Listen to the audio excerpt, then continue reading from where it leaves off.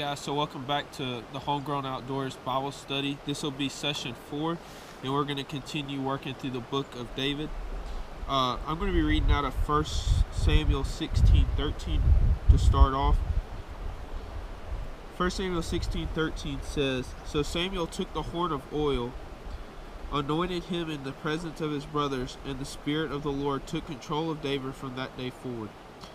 14 says, "Now the Spirit of the Lord had left Saul, and an evil spirit sent from the Lord began to torment him.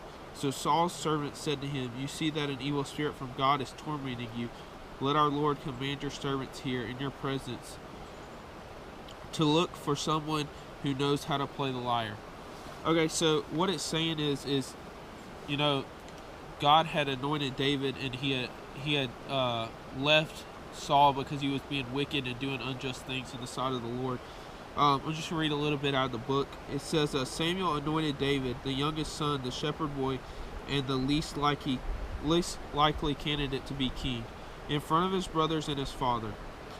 What a shock that must have been for a family member to stand there and see that in that moment in history. Who would have thought that David would be the next king of Israel? Who would have thought that the youngest, not the oldest son of Jesse would be so honored and blessed? God knew, Samuel knew, and maybe in his own heart David knew. Both David and Samuel were open and available. More importantly, they listened to and obeyed God's calling. So now we're going to dive into the few questions that it gives us. It says, have you ever felt called? Have you ever heard the voice of God so clearly that you know you were being called into His service? That's everybody's, main goal, is to figure out what God's plan is for their life.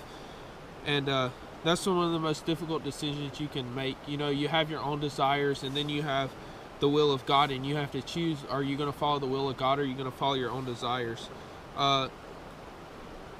It's just difficult for me, honestly. I don't know that I exactly knew what the Lord was calling me to do, but I think I'm on the right path right now. I'm at Truett McConnell getting an athletic sports management degree with business, so I'm hopefully following the Lord's will.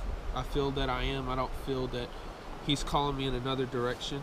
How did I respond to that call, or how did you respond to that call, for that matter?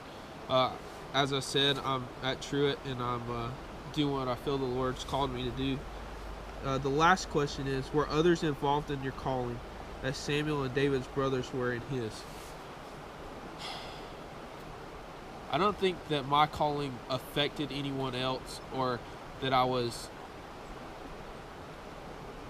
felt that anybody was jealous of my calling. It's not that I stepped over anybody in the way that David did. In that time and age, the biggest, the strongest, and the oldest was always the one that was given everything. And David was just not that. He was the youngest, he was the weakest, and he was one tending to the flocks.